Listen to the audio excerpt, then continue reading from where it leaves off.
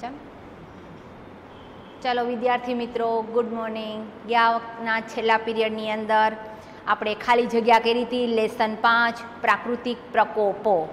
ત્યાર પછીનો પ્રશ્ન આવે છે સ્વાપૂર્તિની અંદર ખરા ખોટા વિધાનો કરાવતા પહેલાં હું એક તમને અગત્યની સૂચના આપી દઉં। સત્રાંત પરીક્ષા વિશે તમારી સત્રાંત પરીક્ષા લેવાની છે અને ઘરે જ પેપર લખવાના છે। પેપર સેટ, આન્સર બુક અને ક્વેશ્ચન પેપર તમારે સ્કૂલેથી મેળવવાના રહેશે અને એ અંગેનું ટાઈમ ટેબલ તમને પહોંચી જશે। આપણે સમાજની અંદર 1 થી 7 લેસન રાખ્યા છે। પહેલું સેમેસ્ટર 1 થી 7 લેસન સમાજની અંદર અને તૈયારી તમારે સ્વાપૂર્તિની અંદર આપણે જે અત્યારે કરી રહ્યા છીએ એની જે પ્રશ્નોત્તરી છે એ પ્રશ્નોત્તરીને તમારે ધ્યાનમાં રાખવાની છે। બીજી એક બાબત કે તમે એક વીકલી ટેસ્ટનું એક પેપર ભર્યું છે, ઘણાએ સારી રીતે ભર્યું છે, ઘણાને લગતા નથી આવડ્યું પેપરમાં કેમ કરવું જોઈએ, શું કરવું જોઈએ, તો એ અંગેની થોડીક હું તમને સૂચના આપી દઉં છું। પ્રશ્નોત્તરીની અંદર તમને વિકલ્પો, ખાલી જગ્યા, ખરા ખોટા વિધાનો, જોડકા, પ્રશ્નોત્તરી, ટૂંક નોંધ, મોટા પ્રશ્ન, નાના પ્રશ્ન, સવિસ્તરથી ઉત્તર જવાબ લખો, તમને બધા પ્રકારના પ્રશ્નો પૂછાશે જે તમે સ્વાપૂર્તિમાં અત્યારે કરી રહ્યા છો।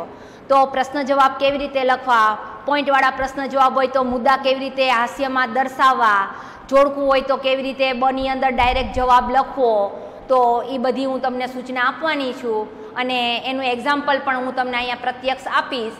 અત્યારે આપણે સ્વાપૂર્તિ પૂરી કરવાની છે 1 થી 7 લેસન માટેની અને પરીક્ષામાં પણ 1 થી 7 લેસનમાંથી પૂછાશે અને બુક પણ વાંચતા રહેજો। કેટલાક પ્રશ્ન એવા છે કે મને ઓળખી મારું નામ અથવા કોઈ એવો પ્રશ્ન પૂછાય કે પ્રશ્ન તમને પેપરમાં આપ્યો હોય પેલું ક્વેશ્ચન પેપરની અંદર અને એનો જવાબ માત્ર એક જ શબ્દમાં લખવાનો હોય, વાક્ય લખીને એની સામે ખાલી એક જ શબ્દમાં એનો જવાબ લખવાનો હોય, તો એનું એક્ઝામ્પલ હું તમને પણ બોર્ડમાં લખીને આપીશ એટલે તમને પેપરમાં કઈ રીતે લખવું એની તમને ખબર પડશે। અને પેપર લખો તો ભેગું ખીચડો ગીચડો નહીં લખવાનો। દરેક નવો પ્રશ્ન નવા પેજ ઉપર, એમાં નીચે અ બ ક અથવામાં આપ્યા હોય તો એ એક પેજ ઉપર તમે લખો તો ચાલે અથવા નવા પેજ ઉપર ન પૂરું થાય તો પણ ભેગું ખીચડો ગીચડો નહીં લખવાનું। એક પ્રશ્ન જવાબ લખો એટલે વચ્ચે એક લીટી છોડવાની એટલે આમ છૂટું છવાયું અને સારા અક્ષરે પેપર લખવાનું જેથી કરીને સારું લાગે અને દેખાવ પણ આવે એ રીતનું અને અક્ષર સારા કરજો। ચાલો આપણે 5મું લેસન લઈએ છીએ, એમાં ખરા ખોટા વિધાનો। ગયા વખતે છેલ્લે આપણે ખાલી જગ્યા લીધી હતી, ત્યાર પછીનો પ્રશ્ન આવે છે, હું અહીંયા બોલતી જાઉં છું અને તમને કહેતી જાઉં છું। પહેલું વિધાન છે ભૂકંપ કેન્દ્ર પૃથ્વીના ઉપરના ભાગમાં હોય છે। કોઈ દિવસ ભૂકંપની અંદર એનું કેન્દ્ર ઉપરના ભાગમાં ન હોય, જમીનની અંદરના ભાગમાં હોય, એટલે આ વિધાન ખોટું, પહેલું ખોટું। બીજું વિધાન આવે છે ભૂકંપની અસર ભૂકંપના વેગ પર આધારિત છે। આ વિધાન સાચું। વેગ જ્યારે ધ્રુજારી આવે એ ધ્રુજારી કેટલા સ્કેલની છે એના માટે માપવાનું સાધન આવે છે ભૂકંપ આલેખ યંત્ર, એને સિસ્મોગ્રાફ કહેવામાં આવે। એટલે એ ભૂકંપ કેટલા સ્કેલનો છે એ આ માપને કારણે ખબર પડે, વધુ તીવ્રતાવાળો છે, ઓછી તીવ્રતાવાળો છે કે સામાન્ય ધ્રુજારી છે, એટલે વેગ ઉપર આધારિત છે, એટલે આ વિધાન સાચું છે। ત્રીજું આવે છે મેગ્માની નીચે રહેલા ભારે વાયુઓ મેગ્માને નીચે ધકેલે, એ નીચે ન ધકેલે, મેગ્માનો ઉભરો ઉપર આવે એટલે ઉપર તરફ ધકેલે, એટલે આ વિધાન ખોટું છે। ત્યાર પછીનો વાક્ય છે લાવા પથરાતા જમીનની ફળદ્રુપતા ઘટે છે। ઘટે નહીં, લાવા પથરાતા જમીનની ફળદ્રુપતા વધે, અહીંયા ઘટે છે એટલે આ વિધાન ખોટું। હવે જો પહેલું ખોટું, બીજું સાચું, ત્રીજું ખોટું, ચોથું ખોટું। હવે 5મું વાક્ય આવે છે જ્વાળામુખી વિસ્તારમાં હીરા મળી આવે છે। આ વિધાન સાચું છે અને આ વિધાન હું તમને જ્યારે જ્વાળામુખી વિસ્ફોટથી જે કાંઈ લાભદાયી અસરો થાય ને એમાં હું તમને કહેવાની છું આના વિશે। ત્યાર પછી આવે છે સુનામી મોજા ઊંચા પરંતુ ટૂંકા હોય છે। મોજા ઊંચા હોય, ટૂંકા ન હોય, મોજા લાંબા હોય, એટલે આ વિધાન ખોટું। પછી દુષ્કાળથી બચવા માટે બંને એટલા વૃક્ષો વાવવા જોઈએ। સાચું। કહેવત છે ને વધુ વૃક્ષો વાવો અને વરસાદ લાવો, જો વરસાદ આવે તો દુષ્કાળની સ્થિતિ ન રહે। ત્યાર પછીનું આવે છે વાવાઝોડાને લીધે વન્ય સંપત્તિને પારાવાર નુકસાન થાય છે। વાવાઝોડાને લીધે નહીં, દાવાનળને લીધે, એટલે આ વિધાન ખોટું। હવે જો ફરીથી બધાય બોલી જાઉં છું, પહેલું ખોટું, બીજું સાચું, ત્રીજું ખોટું, ચોથું ખોટું, 5મું સાચું, 6થું ખોટું, 7મું સાચું, 8મું ખોટું। હવે આવે છે જોડકું। જોડકું જો મેં બોર્ડમાં લખ્યું છે, પરીક્ષામાં પણ તમારે કેમ લખવું, જોડકું ગમે તે પૂછાય। જો અહીંયા અ વિભાગ છે, અહીંયા બ વિભાગ છે. બ વિભાગમાં મેં અહીંયા જો જવાબ લખ્યું છે, પણ સ્વાની અંદર તમારે ક્રમ લખવાનો આવે છે, કારણ કે અ બ વિભાગ આવ્યા છે તો પેલા વિભાગ સામે કયો પોઈન્ટ આવે તો એમાં ક્રમ છે. પણ પરીક્ષામાં આપણે આવી રીતે લખવાનું છે. જો અહીંયા મેં બોર્ડમાં નમૂનો લખ્યો છે એ રીતનું. જો પૃથ્વી સપાટી પર આકસ્મિક ધ્રુજારી, કેના કારણે ધ્રુજારી આવે તો ભૂકંપ, તો ભૂકંપ મેં એનો જવાબ સીધો ડાયરેક્ટ લખ્યો છે. બીજો મુદ્દો છે ફળદ્રુપ લાવા. લાવા કેમાંથી નીકળે? જ્વાળામુખી વિસ્ફોટમાંથી, એટલે જો બીજાનો જવાબ લખ્યો છે જ્વાળામુખી. પછી શક્તિશાળી અને વિનાશક મોજા ક્યાં ઉદ્ભવે? કે સમુદ્રમાં સુનામી દરમિયાન, તો એનો જવાબ આવ્યો છે સુનામી. ત્યાર પછી નદીનો ધસમસતો પ્રવાહ, પ્રવાહ એટલે પૂર, પૂર આવે નદીમાં, તો એની સામે જવાબમાં મેં પૂર લખ્યું છે.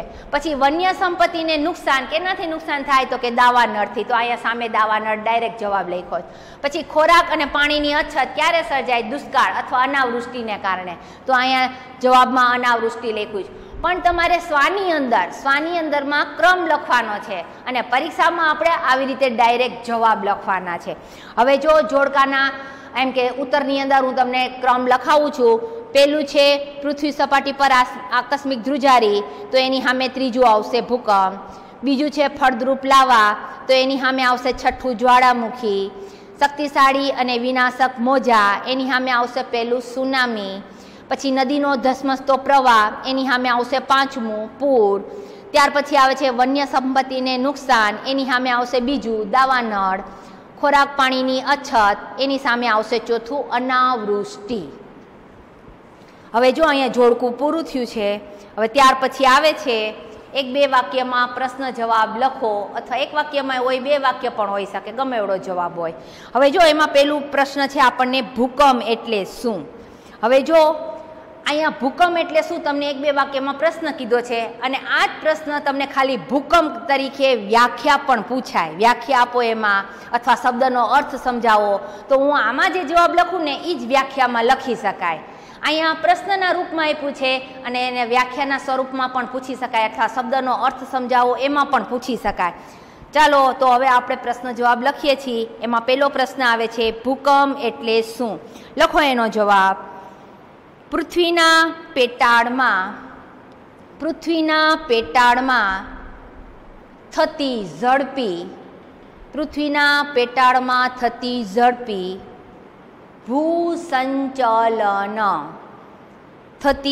ઝડપી ભૂસંચલન અને દબાણની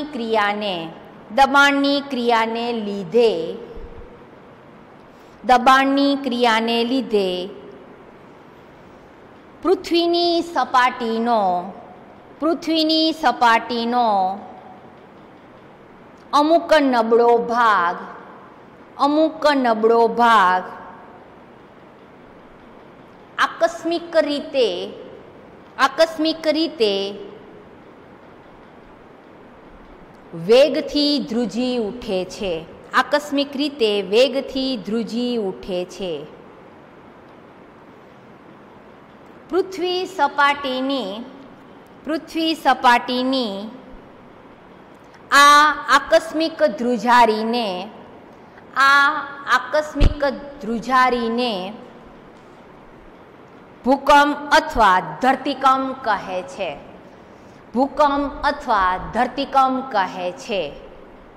કંપ એટલે ધ્રુજારી. કોનું? તો કે પૃથ્વી સપાટીનું અથવા ધરતીનું, જમીનનું. ધ્રુજારીને ભૂકંપ અથવા ધરતીકંપ કહે છે. એના પછીનો પ્રશ્ન આવે છે ભૂકંપ નિર્ગમન કેન્દ્ર એટલે શું. અથવા ભૂકંપ નિર્ગમન કેન્દ્ર કોને કહે છે. લખો એનો જવાબ. બીજો જવાબ ભૂકંપ કેન્દ્રથી પૃથ્વીની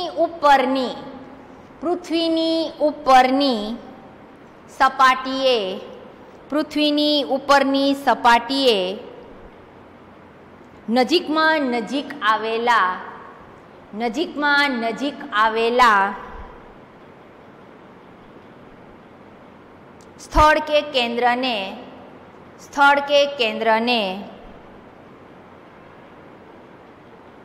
ભૂકંપ નિર્ગમન કેન્દ્ર કહે છે. ભૂકંપ નિર્ગમન કેન્દ્ર કહે છે. ફરીથી બોલું છું, ભૂકંપ કેન્દ્રથી પૃથ્વીની ઉપરની સપાટીએ નજીકમાં નજીક આવેલા સ્થળ કે કેન્દ્રને ભૂકંપ નિર્ગમન કેન્દ્ર કહે છે. ભૂકંપ નિર્ગમન કેન્દ્ર કહે છે. ત્યાર પછીનો પ્રશ્ન આવે છે, ભૂકંપની નોંધ કયા યંત્રમાં લેવાય છે? ભૂકંપની નોંધ કયા યંત્રમાં લેવાય છે? લખો, ભૂકંપની નોંધ ભૂકંપ આલેખ યંત્ર અથવા ભૂકંપ આલેખમાં લેવાય છે. ભૂકંપ આલેખ અથવા ભૂકંપ આલેખ યંત્રમાં લેવાય છે, જેને સિસ્મોગ્રાફ કહેવામાં આવે છે. કાઉન્સમાં સિસ્મોગ્રાફ તમારે લખવું હોય તો લખી લ્યો. સિસ્મોગ્રાફ એ ઇંગ્લિશ શબ્દ છે અને ઓલું એનું ટ્રાન્સલેશન છે. ત્યાર પછીનો પ્રશ્ન આવે છે, ભૂકંપના પ્રકાર કેટલા છે, ક્યાં ક્યાં? લખો, ભૂકંપના 3 પ્રકાર છે. ભૂકંપના 3 પ્રકાર છે. પહેલું એક કરીને જ્વાળામુખીજન્ય ભૂકંપ.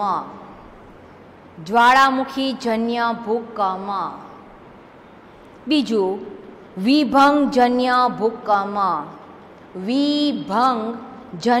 ભૂકંપ. અને ત્રીજું આવે છે ભૂસંતુલનજન્ય. ભૂ એટલે જમીન. ભૂસંતુલનજન્ય ભૂકંપ. 3 પ્રકાર. ત્યાર પછીનો પ્રશ્ન આવે છે, જ્વાળામુખી પર્વત કોને કહે છે? જ્વાળામુખી પર્વત.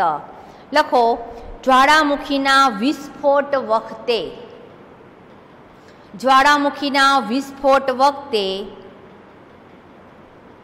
પૃથ્વીના પેટાળમાંથી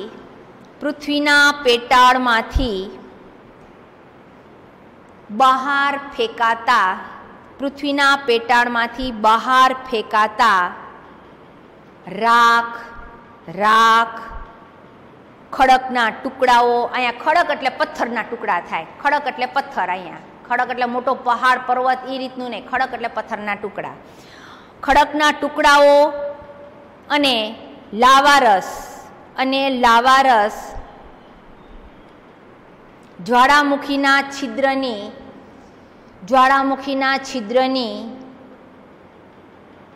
આસપાસની ભૂસપાટી પર પથરાતા શંકુ આકારની ટેકરી સર્જાય છે. વારંવાર જ્વાળામુખી વિસ્ફોટ થવાથી એ ટેકરી ઊંચી અને મોટી બને છે. તેને જ્વાળામુખી પર્વત કહે છે. ત્યાર પછીનો પ્રશ્ન આવે છે, જ્વાળામુખી વિસ્ફોટ થવાના કારણો ક્યાં ક્યાં છે? જ્વાળામુખી વિસ્ફોટ થવાના કારણો ક્યાં ક્યાં છે? લખો, જ્વાળામુખી વિસ્ફોટ થવાના અથવા વિસ્ફોટના 4 કારણો છે. વિસ્ફોટના 4 કારણો છે. એમાં પહેલું એક કરીને લખો, પૃથ્વીના પેટાળનું તાપમાન. પહેલો મુદ્દો, પૃથ્વીના પેટાળનું તાપમાન. બીજું, પ્રવાહી મેગ્માની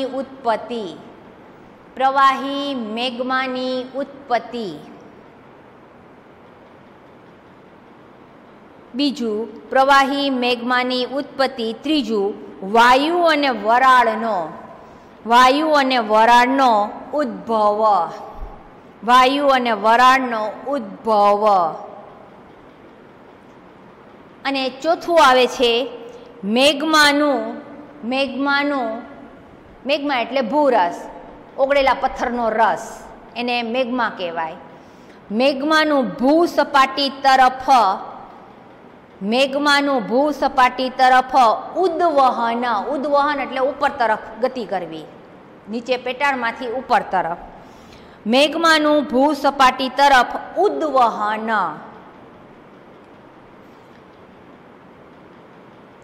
ચારે ચાર પોઈન્ટ બોલું છું.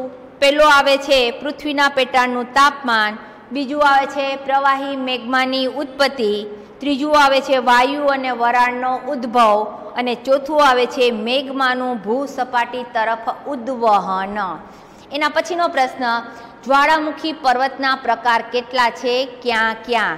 જ્વાળામુખી પર્વતના પ્રકાર કેટલા છે, ક્યાં ક્યાં? લખો. જ્વાળામુખી પર્વતના 1 મિનિટ.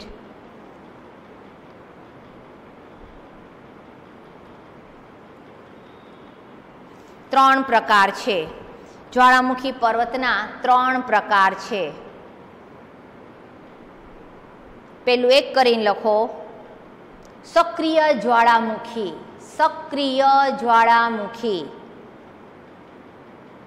બીજું આવે છે સુષુપ્ત જ્વાળામુખી.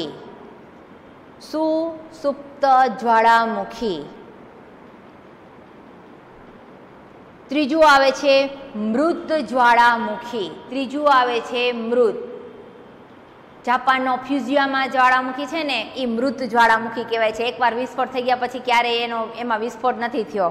અને સુષુપ્તમાં એકવાર વિસ્ફોટ થઈ ગયા પછી એમાં અંદરથી બધું જ્યારે નીકળી જાય ને, લાવા, વરાળ, રાખ જે કાંઈ હોય એ પછી કેટલાય ટાઈમ સુધી નિષ્ક્રિય રહે. અને એકવાર વિસ્ફોટ થઈ ગયા પછી કેટલા ટાઈમ સુધી નિષ્ક્રિય રહે છે, એમાં કઈ રીતનું અંદરનું હલચલ ભૂસંચલન કઈ રીતનું થાય છે, અને બધું જે કાંઈ એમાં ઉપદ્રવ થતો હોય કઈ રીતનો ઉદ્ભવે છે, તો બીજી વાર વિસ્ફોટ થવા માટે એમાં ક્યારે કેટલો ઉપદ્રવ થાય છે ને એના ઉપર એ આધારિત છે. પણ એકવાર વિસ્ફોટ થઈ ગયા પછી નિષ્ક્રિય થઈ જાય એને સુષુપ્ત કહેવાય. ચાલો, ત્યાર પછીનો પ્રશ્ન આવે છે, સુનામી કોને કહે છે? સુનામી. લખો એનો જવાબ.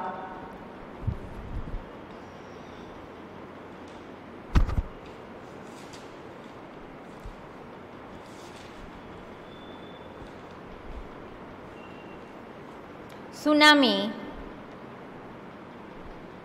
સમુદ્રના પેટાળમાં જ્વાળામુખી ફાટવાથી કે ભૂકંપ થવાથી, સમુદ્રના પેટાળમાં જ્વાળામુખી ફાટવાથી કે ભૂકંપ થવાથી સમુદ્રની સપાટી પર ખૂબ વિશાળ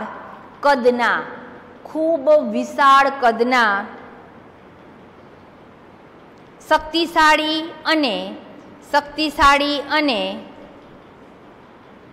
અસાધારણ લંબાઈના મોજા ઉત્પન્ન થાય છે.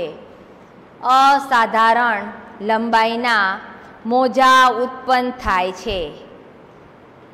તેમને સુનામી કહે છે. એના પછીનો પ્રશ્ન આવે છે, ભૂસ્ખલન કેવા વિસ્તારોમાં વધુ જોવા મળે છે, શા માટે? ભૂસ્ખલન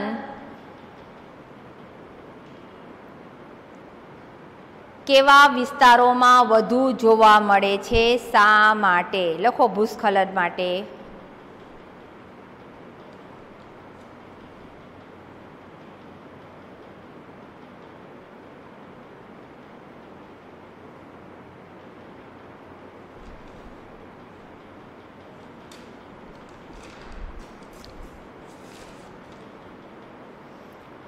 ભૂસ્ખલન અતિશય ભારે વરસાદવાળા ભૂસ્ખલન અતિશય ભારે વરસાદવાળા પ્રદેશોમાં ભૂસ્ખલન અતિશય ભારે વરસાદવાળા પ્રદેશોમાં તેમજ ભૂકંપીય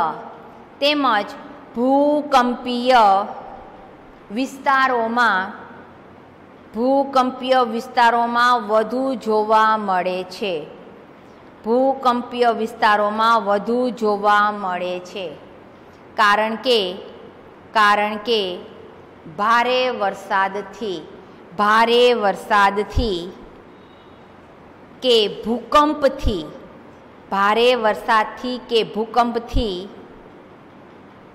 ભૂસપાટી પરના ખડકો તૂટી પડે છે.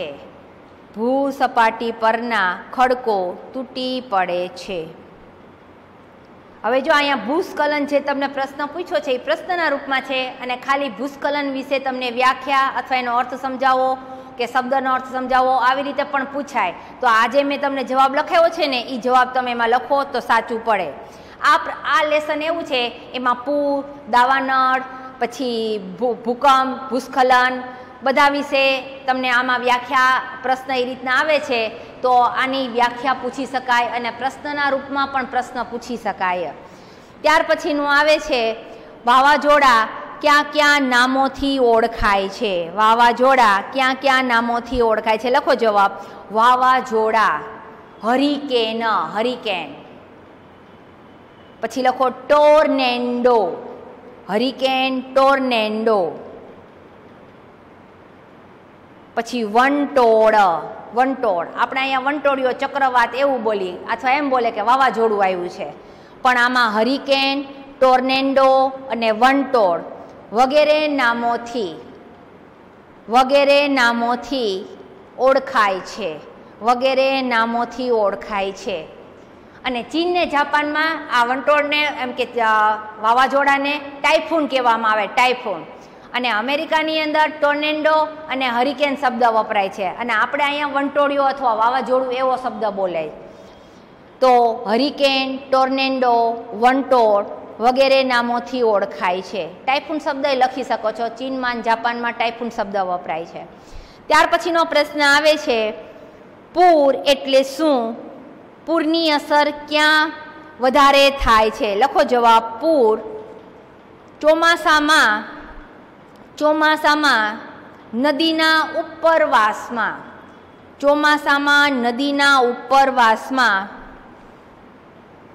એક સામટો ભારે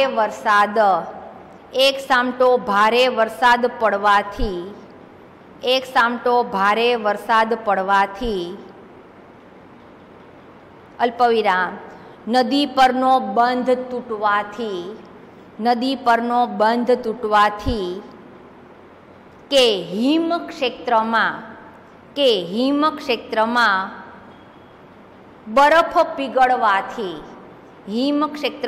બરફ પીગળવાથી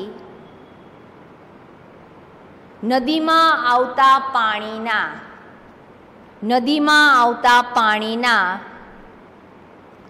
ધસમસતા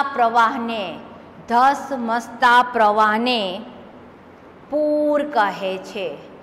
નદીના ધસમસતા પ્રવાહને પૂર કહે છે. એમાં આગળ લખો. તમને એમ કીધું છે ને અસર વધારે ક્યાં થાય? તો નીચાણવાળા વિસ્તારમાં વધારે થાય, કારણ કે નીચાણવાળા વિસ્તારમાં પાણી વધુ આવતું હોય છે. નદી કિનારાના નીચાણવાળા વિસ્તારોમાં પૂરની વધારે અસર થાય છે.